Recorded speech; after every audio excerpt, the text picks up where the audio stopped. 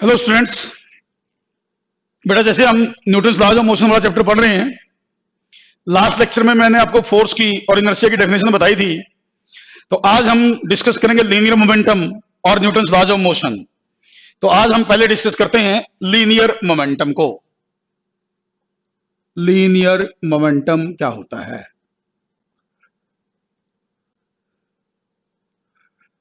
बेटा आमतौर पर हम इसको बोलते हैं मोमेंटम। क्या बोलते हैं? मोमेंटम। तो नॉर्मली इसको मोमेंटम कहते हैं हम, लेकिन इसका एक्चुअल नाम है लीनियर मोमेंटम। तो आप मोमेंटम भी बोल सकते हैं, लेकिन टेक्निकल लैंग्वेज में सही बोलना हो तो लीनियर मोमेंटम बोलेंगे। जैसे मान लो हमारे पास एक बॉडी है, m इस बॉडी का मास है और v इसकी वेलोसिटी है। तो आपसे पूछेंगे बॉडी चल रही है, इसका लीनियर मोमेंटम बताएं। इसका लीनियर मोमेंटम क्या होगा? अगर मैं इसकी न्यूमेरिकल वैल्यू की बात करूं, न्यूमेरिकल वैल्यू की, तो लीनियर मोमेंटम होता है product of mass and velocity. ये मास और वेलोसिटी के प्रोडक्ट के बराबर होता है, m इंटू वी। तो ये एक वेक्टर क्वांटिटी है। जैसे वेलोसिटी एक वेक्टर होती है, वैसे लीनियर मोमेंटम भी वेक्टर है। इसलिए मैंने शुरू में इसके ऊपर एरो लगाई है, ये बताने के लिए कि वेक्टर है। तो ये वेक्टर, एक तो ये ध्यान रखना है, वेक्टर है तो इसकी डायरेक्शन भी होगी। तो डायरेक्शन इसकी वही होती है जो वेलोसिटी की। जैसे वेलोसिटी इधर है तो पूछेगा तो हम कहेंगे लीनियर मोमेंटम भी इसी डायरेक्शन में है। जो बॉडी की डायरेक्शन ऑफ मोशन होती है, डायरेक्शन ऑफ वेलोसिटी होती है, वही लीनियर मोमेंटम की भी डायरेक्शन होती है। लेकिन 9th लेवल पर हमें वेक्टर फॉर्म की ज्यादा जरूरत नहीं पड़ती, केवल वैल्यू की जरूरत पड़ती है। तो इसलिए मैंने P लिखा, m into v. Mass into velocity के प्रोडक्ट को बोलते हैं। अब देखो, मास की यूनिट होती है किलोग्राम, वेलोसिटी की होती है मीटर पर सेकंड। तो इसकी यूनिट क्या बनी? Kilogram metre per second. तो इसकी यूनिट कोई पूछेगा आपसे तो आप कहेंगे kilogram newton metre, sorry kilogram metre per second. Kilogram metre per second इसकी यूनिट बनेगी। अब जैसे मान लो, एग्जांपल लेके समझाता हूं मैं। एक बॉडी का मास है 100 kg, उसकी वेलोसिटी है 10 मीटर पर सेकंड। तो आपसे पूछेंगे what is the linear momentum of the body. तो बेटा लीनियर मोमेंटम होगा m इंटू वी। तो m और v दोनों की वैल्यू रखी है इसने, 100 इंटू 10। तो क्या आंसर बना? What is linear momentum? That is 1000 kilogram metre per second. इसकी ये वैल्यू आ जाएगी इससे। और एग्जांपल लेता हूं, मान लीजिए एक बॉडी का मास 60 kg है, 60 kg बॉडी का मास है। मान लो उसकी वेलोसिटी की वैल्यू 5 मीटर पर सेकंड है। तो आपसे पूछते हैं what is linear momentum of the body, तो वो है m into v, mass into velocity. तो यहां से क्या आंसर बनना चाहिए? देखो आप खुद सोचो, 60 इंटू 5, तो linear momentum is 300 kilogram metre per second. इस तरीके से मास और वेलोसिटी अगर हमें पता है, मास और वेलोसिटी हमें पता है, तो हम लीनियर मोमेंटम की वैल्यू बता सकते हैं। ठीक, ये तो इसकी न्यूमेरिकल वैल्यू। लेकिन कई बार आपसे पूछते हैं व्हाट इज लीनियर मोमेंटम, मतलब लीनियर मोमेंटम को डिफाइन करो, डेफिनेशन क्या है। तो मैं एक एग्जांपल देके समझाता हूं आपको, बड़े आसान सा एग्जांपल देके समझाता हूं मैं। लोकल जो बच्चे गलती करते हैं ना, लोकल वर्ड्स के कारण, आम वर्ड्स में हम जैसे गलती करते हैं, वो गलती बताता हूं, फिर इसकी डेफिनेशन साथ में वहीं से निकल जाएगी। जैसे मैं एक एग्जांपल देता हूं, मान लो दो बॉडीज है हमारे पास, दो बॉडीज हैं। एक बॉडी है हल्की लाइट बॉडी है, एक हैवी बॉडी है। मान लो एक हल्की बॉडी है, एक लाइट बॉडी है, जो सॉरी हैवी बॉडी है। लेट वो दोनों सेम स्पीड से चल रही हैं, सेम स्पीड से। मान लो एक ट्रक है, एक कार है, दोनों की स्पीड बराबर है। तो कोई आपके हिसाब से फिजिक्स का टीचर पूछता है कि ये बताओ इनमें से मोशन किसकी ज्यादा है, मोशन किसकी कम या ज्यादा है, मोशन के बारे में बताओ। तो आम जो बच्चा है, जिसको पूरी नॉलेज नहीं है, वो ये कहेगा कि खुद आप स्पीड सेम बता रहे हो, तो दोनों की मोशन सेम हुई। ऐसे बच्चे जवाब दे देते हैं कई बार, और ये जवाब गलत है, दोनों की मोशन सेम नहीं है। और मैं एग्जांपल लेता हूं, जैसे मान लो दो बॉडीज हैं, दो बॉडीज हैं और दोनों के मतलब मास इक्वल है, मास अनइक्वल है, मास अनइक्वल है। स्पीड भी अनइक्वल है, मास भी अनइक्वल है, स्पीड भी अनइक्वल है, एक की स्पीड कम एक की स्पीड ज्यादा। तो आपसे ये पूछेगा भी मास भी अनइक्वल है स्पीड भी अनइक्वल है, तो किसकी मोशन ज्यादा है? तो बच्चे आमतौर पर जवाब दे देते हैं कि जो तेज दौड़ रहा है जिसकी स्पीड ज्यादा है उसकी मोशन भी ज्यादा है। ये भी आंसर गलत है, ये भी आंसर गलत है। तो फिर आपके दिमाग में क्वेश्चन आएगा कि भाई फिर क्या जवाब होगा सर, आप बताओ कि मोशन, कई बार हम पूछते हैं कि दो बॉडी चल रही है, इनकी मोशन को कंपेयर करो, किसमें मोशन ज्यादा कहनी है हमने, किसमें मोशन ज्यादा कहनी है, किसमें कम कहनी, समझाओ। तो बेटा एक तो दिमाग में बैठाओ किसके अंदर मोशन कम बोलनी है, किसमें मोशन ज्यादा बोलनी है। वो केवल स्पीड या वेलोसिटी पर डिपेंड नहीं करता, वो केवल स्पीड या वेलोसिटी पर डिपेंड नहीं करता। टेक्निकल लैंग्वेज में बोला तो हम, फिजिक्स की लैंग्वेज में अगर हम बोला तो मोशन कम या ज्यादा हमें लीनियर मोमेंटम बताता है। लीनियर मोमेंटम चेक करो, जिस बॉडी का लीनियर मोमेंटम ज्यादा है इसका मतलब उसमें ज्यादा मोशन कही जाएगी, और जिसका लीनियर मोमेंटम कम है इसका मतलब उसमें कम मोशन कहलाएगी। तो linear momentum mass into velocity का प्रोडक्ट देखो आप, ना तो अकेला मास देखना मोशन बताने के लिए, ना अकेली वेलोसिटी देखनी, मास और वेलोसिटी का प्रोडक्ट मतलब लीनियर मोमेंटम देखना है। तो लीनियर मोमेंटम हमें यह बताता है कि बॉडी में क्वांटिटी ऑफ मोशन कितनी है। तो कोई पूछे क्या है व्हाट इज लीनियर मोमेंटम, तो अब आप डिफाइन कर सकते हो कि what is linear momentum.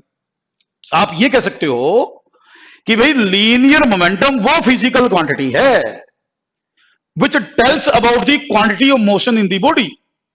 Linear momentum is that physical quantity which tells about the quantity of motion in the body. तो किस बॉडी में मोशन ज्यादा है किस बॉडी में मोशन कम है ये हमें लीनियर मोमेंटम से पता चलेगा।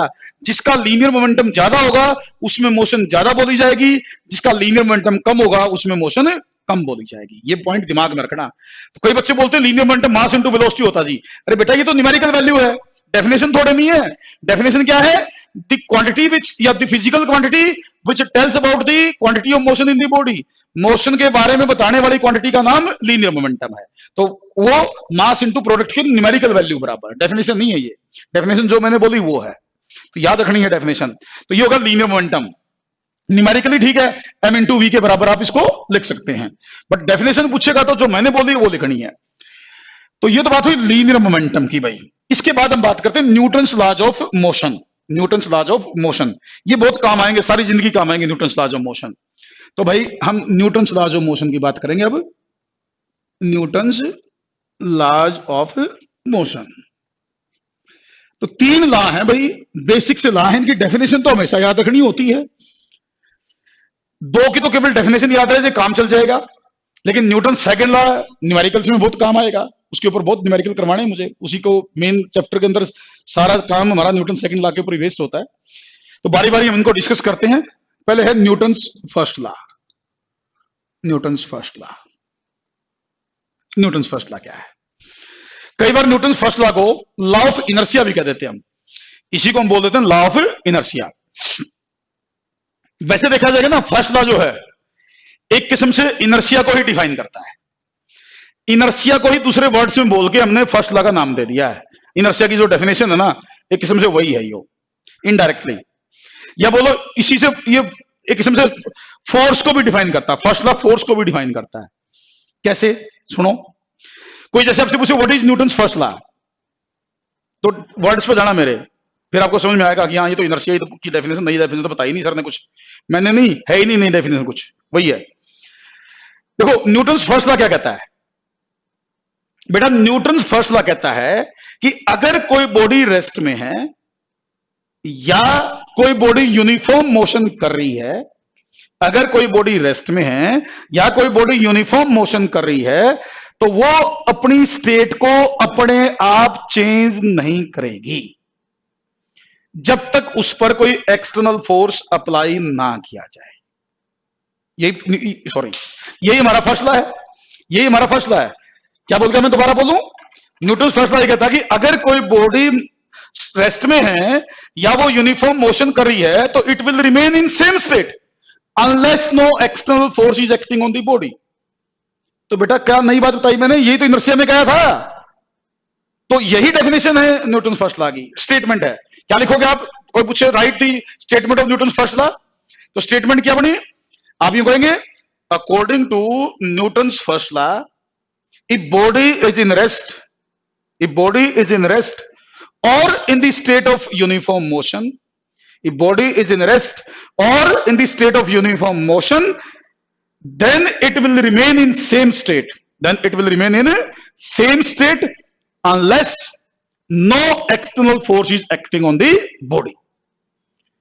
आसान है, वही बात तो क्या कहेगा दोबारा सुन लो, if body according to Newton's first law, if body is in rest or in the state of uniform motion, then it will remain in same state unless no external force is acting on the body. जब तक body पर external force ना लगे तो body अपनी state को अपने आप चेंज नहीं करेगी। इसी को न्यूटन फर्स्ट लॉ की बात, न्यूटन फर्स्ट लॉ की स्टेटमेंट कहते हैं। तो इसलिए कहा था मैं इनर्शिया वाली बात को दूसरे तरीके से बोला गया है। इसका बहुत सारे एग्जांपल आप दे सकते हैं, जैसे मेरे सामने इस चेयर रखी है, आपके आसपास कमरे में जहां बैठे होंगे चेयर है, टेबल, वो अपने आप स्टेट चेंज नहीं करती, वही फर्स्ट लॉ है भाई। इसका मतलब फर्स्ट लॉ अप्लाई हो रहा है। जब तक बॉडी पर बैलेंस्ड फोर्सेज होंगे ना, बैलेंस फोर्सेज होंगे, बॉडी की स्टेट चेंज नहीं होगी, वही बात है इसमें। नेट एक्सटर्नल फोर्स नहीं लगना चाहिए, नेट एक्सटर्नल फोर्स नहीं लगना चाहिए। तो ये फर्स्ट लॉ की स्टेटमेंट है। मैं इस फर्स्ट लॉ के बाद ना सेकंड लॉ में डिटेल में पढ़ाना है, तो मैं पहले थर्ड लॉ बताता हूं। सेकंड लॉ को मैं डिटेल में डिस्कस करूंगा। ये डेफिनेशन डिस्कस करनी थी मुझे, फर्स्ट लॉ की भी थर्ड लॉ की भी। इसके बाद मैं सीधा थर्ड लॉ पे आता हूं, सेकंड लॉ को बाद में डिस्कस करूंगा मैं। तो न्यूटन्स थर्ड लॉ, क्योंकि सेकंड लॉ मुझे एक्सप्लेन करना है पूरा, उसको मैं लास्ट में डिस्कस करूंगा। तो थर्ड लॉ क्या कहता है, सबने सुन रखा होगा, to every action there is always equal and opposite reaction. According to Newton's third law, to every action there is always equal and opposite reaction. सबने सुना होगा ना, एक्शन का रिएक्शन हमेशा होगा, यही न्यूटन्स थर्ड लॉ है, इसी को कहते हैं न्यूटन्स थर्ड लॉ। एक्शन और रिएक्शन क्या मतलब, यहां बेटा एक्शन और रिएक्शन यहां फोर्स को रिप्रेजेंट करते हैं। यहां एक्शन और रिएक्शन फोर्स को रिप्रेजेंट करते हैं। मतलब क्या है इसका, इसका मतलब यह कि दो बॉडीज हैं। जैसे मैं इसका एग्जांपल ले लूं, यहां ले लूं, ये पेन है, ये मेरा हाथ है।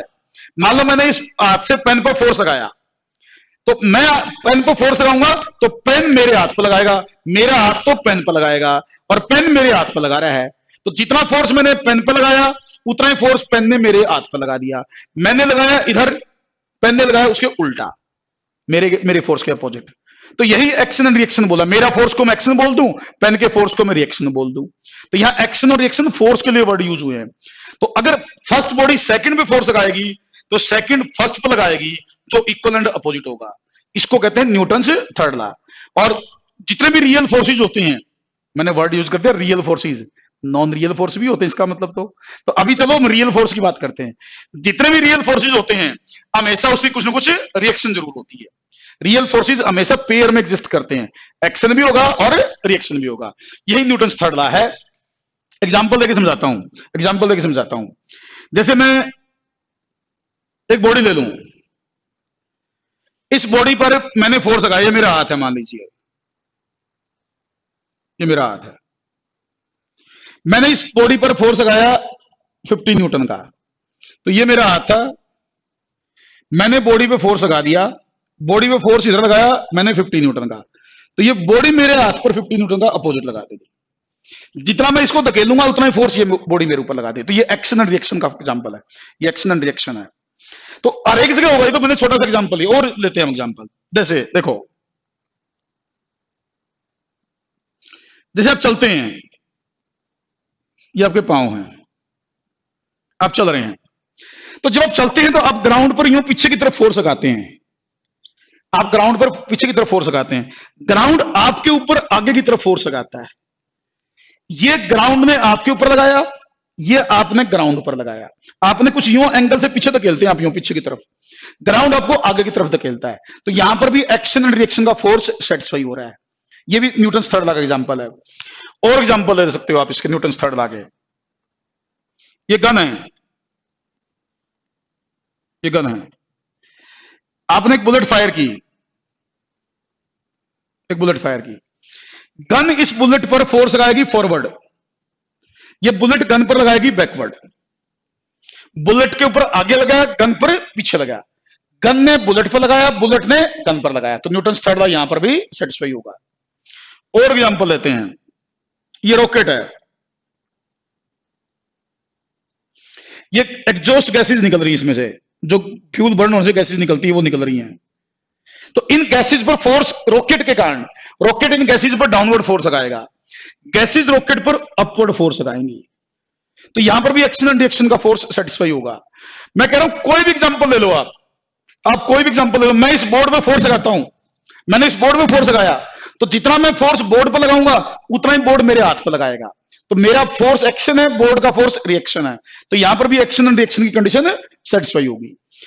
आप स्विमिंग करते हैं, आप पानी को पीछे की तरफ धकेलते हैं, पानी आपको आगे की तरफ धकेलता है, वो भी एक्शन एंड रिएक्शन का फोर्स है।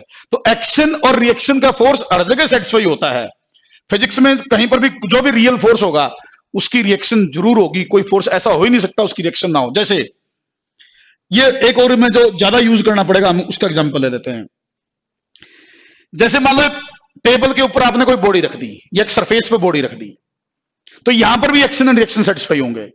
कैसे भाई? देखो बेटा, ये बॉडी है, ये बॉडी फोर्स लगाएगी नीचे वाले सरफेस पर, ये बॉडी नीचे वाले सरफेस पे फोर्स लगाएगी, नीचे वाला सरफेस बॉडी पर ऊपर फोर्स लगाएगा। तो दोनों में फोर्स लगेंगे। ये मैंने अलग अलग समझाने के लिए बढ़ाए हैं, वैसे तो इकट्ठे रखे हैं। समझाने के लिए मैंने एक बार ऊपर ये अलग दिखा दी, ये अलग दिखा दी। ये बॉडी ने नीचे वाले सरफेस पर लगाया, ये सरफेस ने बॉडी पर लगाया। तो यहां पर भी एक्शन एंड रिएक्शन। बॉडी अपने वेट के कारण फोर्स एक्सर्ट करती है, बॉडी नीचे की तरफ फोर्स लगाती है, तो सरफेस उस पर ऊपर की तरफ लगाता है। इनको हम एक्शन एंड रिएक्शन के फोर्स बोल देते हैं।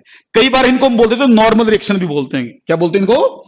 Normal reaction. इस केस में जो मैंने दिखा रखा है, जब बॉडी रखी हूं, नॉर्मल रिएक्शन। नॉर्मल का मतलब होता है परपेंडिकुलर, नॉर्मल का मतलब परपेंडिकुलर। तो ये सरफेसेस के परपेंडिकुलर हैं, तो कई बार हम इनको नॉर्मल रिएक्शन के फोर्स बोलते हैं, फोर्स ऑफ नॉर्मल रिएक्शन या सिंपल नॉर्मल रिएक्शन बोल देते हैं। तो ये न्यूटन थर्ड लॉ की स्टेटमेंट है। न्यूटन थर्ड लॉ हर जगह जहां पर भी रियल फोर्सेज है वहां न्यूटन थर्ड लॉ की जो एप्लीकेशन है वो कर सकते हैं आप। एक फोर्स दिखाया है फर्स्ट बॉडी पर, तो उसके इक्वल एंड अपोजिट सेकंड पे भी दिखा दो आप। कहीं पर भी कोई भी ऐसी रियल फोर्सेज का पेयर हो ही नहीं सकता जहां एक्शन एंड रिएक्शन सेटिस्फाई ना होते हो। कोई एग्जांपल ऐसा बन ही नहीं सकता।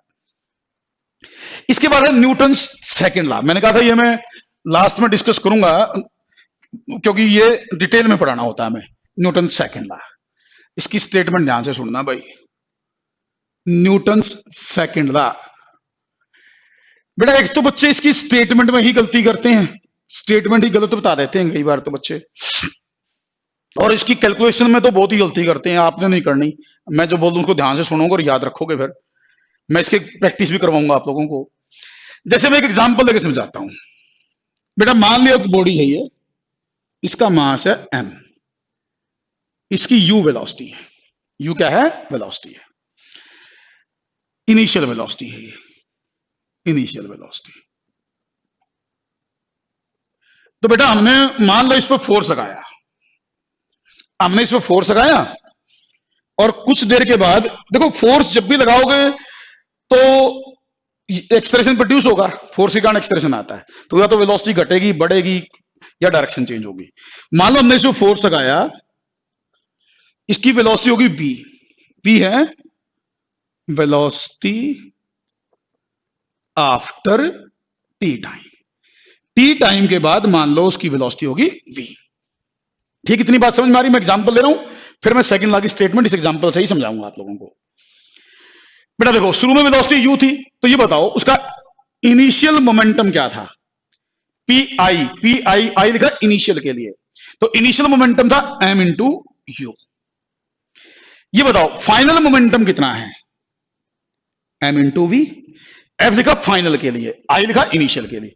शुरू में ये मोमेंटम था, t टाइम के बाद ये मोमेंटम हो गया। क्लियर बात? तो अब मुझे बताओ चेंज इन मोमेंटम कितना हुआ? चेंज इन मोमेंटम, बेटा चेंज इन मोमेंटम का मतलब final momentum minus initial momentum. जब भी चेंज निकालते हो तो final value minus initial value किया करो। तो मेरे हिसाब से तो हुआ m v minus m u, m v minus m u. इसको मैं लिख दूं एम वी माइनस यू। अरे कोई डाउट है क्या? अभी बताओ टाइम टेकन क्या हुआ? टाइम टेकन हुआ टी। कितने टाइम की बात हो रही है? टी टाइम की। तो टाइम टेकन क्या हुआ, टी। अब ये है चेंज इन मोमेंटम, ये है टाइम टेकन। बेटा देखो, change in momentum, change in, वैसे तो लीनियर मोमेंटम बोलना चाहिए मुझे, लेकिन आमतौर पर आप मोमेंटम पढ़ते हो तो वही मोमेंटम बोल रहा हूं मैं, एक्चुअल में लीनियर मोमेंटम है ये। तो change in linear momentum by time taken, by time taken, वो क्या बना बेटे, m v minus you by t. Change in momentum को टाइम से डिवाइड कर दूं तो change in momentum by time taken होगा ये जो change in momentum by time taken है ना, इसको क्या बोलते हैं पता है, इसको पता है क्या बोलते हैं, इसको बोलते हैं रेट ऑफ चेंज ऑफ, ध्यान से सुनना ये बात, rate of change of linear momentum बोलते हैं इसे। क्या बोलते हैं, rate of change of linear momentum, इसको पढ़ते हैं जो मैंने लिख रखा है। बच्चा सोचेगा बात तो न्यूटन सेकंड लॉ की कर रहे थे, ये बता क्या रहे हैं। बेटा ये बताना जरूरी है, ये बताने के बाद इस स्टेटमेंट को मैं एक्सप्लेन करूंगा। बताओ ये समझ में आया, जो मैंने बोला ये इनिशियल स्टेट थी, ये फाइनल स्टेट है टी टाइम के बाद, मैंने चेंज इन मोमेंटम निकाला, टाइम टेकन टी होया, फिर मैंने आपको बताया rate of change of linear momentum, वो इसके बराबर आ गया।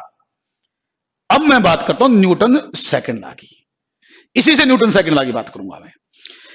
तो बेटा पहले तो आपसे पूछेंगे भाई right the statement of Newton second law, या what is the statement of Newton second law, ऐसे आपसे पूछा जाएगा। तो स्टेटमेंट क्या है बेटा, न्यूटन सेकंड लॉ की स्टेटमेंट ये कहती है, आप ये कहेंगे कि Newton according to Newton second law, according to Newton से second law, the rate of change of linear momentum of the body, पूरा लिखना, एक भी वर्ड मिस मत करना। अकॉर्डिंग टू न्यूटन से second law, the rate of change of linear momentum of the body with respect to time. अगर पूरे words में पूरे टेक्निकली सही लिखना चाहते हो तो जो मैं बोल रहा हूं सब कुछ लिखो, काम चलाना है तो आपकी बुक के अकॉर्डिंग भी लिख सकते हो आप, लेकिन मैं तो एक बार तो टेक्निकली सारी बातें बोल दूंगा, लिख लेनी है वो बातें। मैं भी बता दूंगा जर्नल क्या लिख सकते हो आप, काम चलाने के लिए भी बता दूंगा, पहले पूरा लिख लो। अब देखो, according to Newton second law, the rate of change of linear momentum with respect to time will be directly proportional to external force acting on the body। क्या बोल गया मैं, दोबारा बोलता हूं मैं, according to Newton second law, the rate of change of linear momentum of the body with respect to time, rate of change with respect to time है यो। तो according to Newton second law, the rate of change of linear momentum with respect to time will be directly proportional to external force acting on the body। यह statement अब आया समझ में। मैंने ये शुरू में क्यों बताया, मैंने ये शुरू में इसलिए बताया क्योंकि न्यूटन सेकंड लॉ इसी से रिलेटेड है। तो इसका ये तो चलो स्टेटमेंट, अब मीनिंग क्या हुआ, मीनिंग ये हुआ कि ये जो रेट ऑफ चेंज है, इसको मैंने रेट ऑफ चेंज बोला था, this is proportional to external force, ये एक्सटर्नल फोर्स के प्रोपोर्शनल है। मतलब जितना ज्यादा फोर्स लगाओगे रेट ऑफ चेंज उतना ज्यादा होगा, कम फोर्स लगाओगे तो रेट ऑफ चेंज कम होगा, ज्यादा फोर्स लगाओगे तो रेट ऑफ चेंज ज्यादा होगा। ये न्यूटन सेकंड लॉ की स्टेटमेंट का मतलब है। अब इसको मैं देखो यूं लिख सकता हूं, F is proportional to m v minus you by t. मैं F को इधर लिया, कोई फर्क नहीं पड़ेगा मैथमेटिकली, तो मैथमेटिक तो कोई फर्क नहीं पड़ेगा, मैंने इसको इस फॉर्म में लिख लिया। अब मैं इसको यूं लिख दूं, मैं इसको मिटा दूं बेटा एक बार, मैं उम्मीद करता हूं ये आपको समझ में आ गया होगा, तो मैं इसको मिटा रहा हूं। अब मैं इसको मैथमेटिकली समझा देता हूं आप लोगों को, कुछ चीजें लॉज ऑफ मोशन की भी यूज होंगी, सॉरी मोशन वाले चैप्टर की भी यूज होंगी। देखो ये, इसको मैं यूं लिख दूं, कांस्टेंट लिया हूं, प्रोपोर्शनलिटी का निशान हटा के इक्वल टू का लगाना हो, प्रोपोर्शनलिटी का हटा के इक्वल टू का लगाना हो तो कांस्टेंट आ जाता है। तो इसको मैं लिख सकता हूं k m v minus you by t. इसमें क्या है कि है कांस्टेंट ऑफ प्रोपोर्शनलिटी। इतनी मैथमेटिक्स की बात आपको पता होगी, प्रोपोर्शनलिटी का निशान हटाना हो, इक्वल टू का लगाना हो तो कांस्टेंट आ जाता है। और बेटा इसमें कांस्टेंट की वैल्यू 1 होती है, इस फार्मूले में कांस्टेंट की वैल्यू एक्सपेरिमेंटली हमें पता चली कि 1 होती है, तो मैं के की जगह लिख रहा हूं 1। के की जगह क्या लिख दिया मैंने 1। और ये बताइए ये क्या है, याद करो v minus you by T expression होता था, याद करो ये इक्वेशन थी हमारे पास, v is equal to U plus A T, तो v minus U is equal to A T और v minus you by T is equal to A, क्या होता था ये a, मतलब एक्सप्रेशन। तो k की जगह 1, इसकी जगह एक्सप्रेशन, तो f क्या बना, f बना ma के बराबर। यह है न्यूटन सेकंड लॉ की बहुत इंपॉर्टेंट इक्वेशन, मैथमेटिकल इक्वेशन कि एक्सटर्नल फोर्स या नेट फोर्स, एक्सटर्नल फोर्स या net force is equal to mass into acceleration. Mass और एक्सेलरेशन के बराबर नेट फोर्स या रिजल्टेंट फोर्स की बात आएगी, ये मैथमेटिकल इक्वेशन बन गई इसकी। ये ही मेन इक्वेशन है, जब तक आप न्यूटन लॉज ऑफ मोशन का चैप्टर पढ़ते हैं ना, सबसे बेसिक और सबसे इंपॉर्टेंट इक्वेशन है, सारा काम इसके ऊपर होता है, यही हमें याद रहनी चाहिए। इसको कई बार मैं लिखूंगा, जैसे मैं क्वेश्चन की बात करूंगा तो मैं एफ को बोलूंगा नेट फोर्स, नेट का मतलब रिजल्टेंट, वो m इंटू ए के बराबर है, m इंटू ए के बराबर। आगे क्वेश्चन में यूज करने के लिए ऐसे बोलूंगा। अभी तो न्यूटन सेकंड लॉ को आप ये बता सकते हो कि इसके अकॉर्डिंग ये इक्वेशन हमारी बन जाती है। तो भाई देखो इसमें ये देखिए कि अगर बॉडी पर फोर्स 0 है, काम की बात सुनो, अब अगर किसी बॉडी पर नेट फोर्स नहीं लग रहा, सारे फोर्स बैलेंस हो जाएं, इसका मतलब होगा सारे फोर्स बैलेंस हो जाएं, तो बेटा एम ए 0 हो गया, एम ए 0 हो गया, और ए की वैल्यू 0 बाई एम 0 होगी। मीनिंग क्या निकला, मीनिंग ये निकला कि अगर बॉडी पर फोर्स नहीं लगे, अगर बॉडी पर फोर्स 0 होगा, इसका मतलब एक्सप्रेशन भी 0 होगा।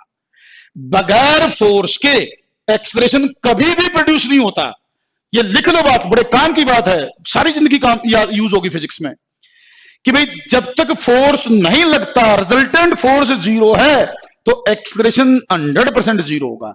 बगैर फोर्स के एक्सप्रेशन प्रोड्यूस नहीं हो सकता है, अगर फोर्स लगेगा तो ही एक्सप्रेशन प्रोड्यूस होगा, तो और जिस डायरेक्शन में फोर्स लगेगा उसी डायरेक्शन में एक्सप्रेशन प्रोड्यूस होगा। एक बात और दोबारा क्या कह रहा हूं मैं, फोर्स लगेगा तो एक्सप्रेशन प्रोड्यूस होगा, और जिस डायरेक्शन में फोर्स होगा उसी डायरेक्शन में एक्सप्रेशन होगा, मतलब फोर्स की डायरेक्शन और एक्सप्रेशन की डायरेक्शन सेम होंगी, फोर्स की डायरेक्शन और एक्सप्रेशन की डायरेक्शन सेम होंगी।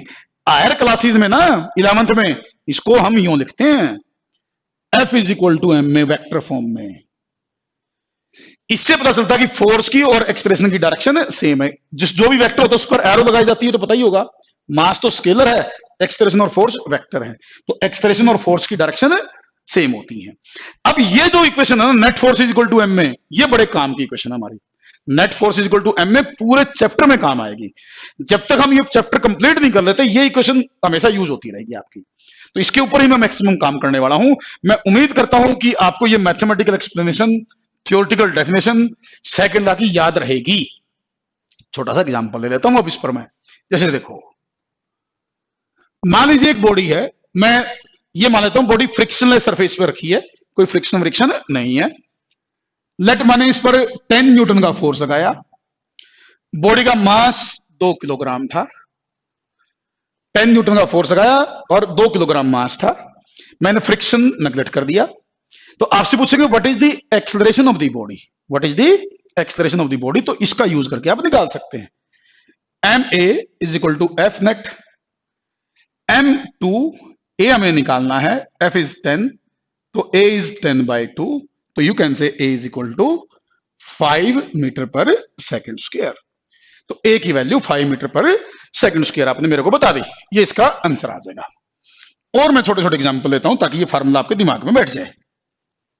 पहले हमने कंसेप्ट समझना है, फार्मूला याद रखना है, फिर मैं इसके ऊपर हायर क्वेश्चन करवाऊंगा। मैं एग्जांपल लेता हूं बेटे, मैं फ्रिक्शन को जब तक ना बोलूं आप मान लेना कि मैंने नेग्लेक्ट किया है। मान लीजिए मैंने इस बॉडी पर 80 न्यूटन का फोर्स लगाया, 20 न्यूटन का इस डायरेक्शन में लगा दिया अपोजिट, बॉडी का मास मान लो 10 किलोग्राम है, बॉडी का मास है 10 किलोग्राम। तो आपसे पूछेगा what is the expression in the body, what is the expression in the body. तो प्रैक्टिकली सोचो, 80 न्यूटन का इधर, 20 न्यूटन का इधर, तो रिजल्टेंट फोर्स किधर आया, 80 राइट में खींच रहा है, 20 लेफ्ट में खींच रहा है, तो नेट फोर्स निकालो, पहले निकालो नेट फोर्स। मेरे अकॉर्डिंग बनेगा 80 माइनस 20, तो नेट फोर्स बना बेटे 60 न्यूटन। अब नेट फोर्स आ गया 60 न्यूटन और किस तरफ आया? मेरे हिसाब से तो इस तरफ आया एक्सलेरेशन। जो बड़ा फोर्स होगा वही खींचेगा, तो ये वाला फोर्स ज्यादा, तो बॉडी के अंदर एक्सलेरेशन इसी डायरेक्शन में आएगा। तो बेटे F is equal to m a का फार्मूला लगाया, F का मतलब F नेट, F का मतलब F नेट, ये होया 60, मास आपने बोला 10, ए मुझे निकालना है, तो ए आया 6 मीटर पर सेकंड स्क्वायर। तो ए इसका 6 मीटर पर सेकंड स्क्वायर इस तरीके से बताया जा सकता था। तो इसमें दो फोर्स अगर थे, रिजल्टेंट निकाल दो आप। रिजल्टेंट का मतलब दोनों का मिला के नेट कितना बचा, उसको एम ए के बराबर रख दो, आंसर आ जाएगा। और मैं एक छोटा सा एग्जांपल देता हूं। अब एक की बजाय दो बॉडीज को मैं इन्वॉल्व कर देता हूं, एक की बजाय दो बॉडीज इन्वॉल्व कर लेता हूं। जैसे देखो बेटा, मान लीजिए एक बॉडी है, इसका मास 3 किलोग्राम है, इस पर हमने 30 न्यूटन का फोर्स लगाया। बेटा दूसरी बॉडी है, इसका मास 6 किलोग्राम है, इसका मास 6 किलोग्राम है, इस पर भी 30 न्यूटन का फोर्स लगाया, इस पर भी 30 न्यूटन का फोर्स लगा दिया। तो ये कहता है कि दोनों बॉडीज में जो एक्सलेरेशन है, उस एक्सलेरेशन की रेशियो बताओ। दोनों बॉडीज में जो एक्सलेरेशन होगा, उस एक्सलेरेशन की रेशियो बताओ। तो अंडरस्टूड है, यहां तो एक ही फोर्स है, इसमें इधर एक्सलेरेशन होगा, इसमें भी इधर एक्सलेरेशन होगा। फोर्स दोनों का बराबर अब की बार, तो F इक्वल है, तो एक तो होगा M1A1, एक होगा M2A2। तो फोर्स मैंने इस एग्जांपल में बराबर दिए हैं, बराबर हो कोई जरूरी नहीं, ये तो क्वेश्चन है, कुछ भी ले सकते थे हम। तो M1A1 is equal to M2A2। तो यहां से A1 बाय A2 की रेशो निकालनी है मुझे, A1 बाय A2 की रेशो। तो क्या आई, M2 बाय M1 की रेशो के बराबर आ गई। फोर्स सेम हो तो ये इक्वेट कर दूं, तो M2 कितना बताया इसने 6, M1 कितना बताया 3, तो A1 बाय A2 की रेशो 2:1 आ गई। ये आप यहां से बता सकते थे, A1 बाय A2 की रेशो। समझ में आया होगा, आसान है। सेकंड लॉ के स्टेटमेंट में कोई दिक्कत हो तो बोलो, मेरे को तो लगता नहीं कि सेकंड लॉ के स्टेटमेंट में आप अप्लाई ना कर पाओ, तो मैथमेटिकली तो बिल्कुल आसान है। हमेशा करना क्या है, net force is equal to m a, net force is equal to m a लिखना है। और अगर मान लो दो फोर्स बैलेंस कर रहे हो, दो फोर्स बैलेंस कर रहे हो, तो एम ए 0 हो गया। दो फोर्स अगर मान लो बैलेंस करें तो एम ए 0 हो गया, फिर कोई एक्सप्रेशन नहीं होगा। अगर बैलेंस नहीं है, एक फोर्स ज्यादा है, एक फोर्स कम है, तो एक्सप्रेशन बड़े फोर्स की तरफ आ जाएगा, जो फोर्स ज्यादा होगा उसकी तरफ एक्सप्रेशन आ जाएगा। ये मेन थीम है इस इक्वेशन का, या इस सेकंड लॉ का। तो उम्मीद करता हूं कि ये जो मैंने इस लेक्चर में पढ़ाया है वो आपको समझ में आया होगा। अब न्यूटन सेकंड लॉ की जो एप्लीकेशंस हैं, इससे रिलेटेड जो क्वेश्चंस हैं, वो हम नेक्स्ट लेक्चर में डिस्कस करेंगे, अच्छे लेवल के क्वेश्चन करेंगे। तो नेक्स्ट लेक्चर का इंतजार कीजिए। ओके बेटा, बाय बाय, टेक केयर।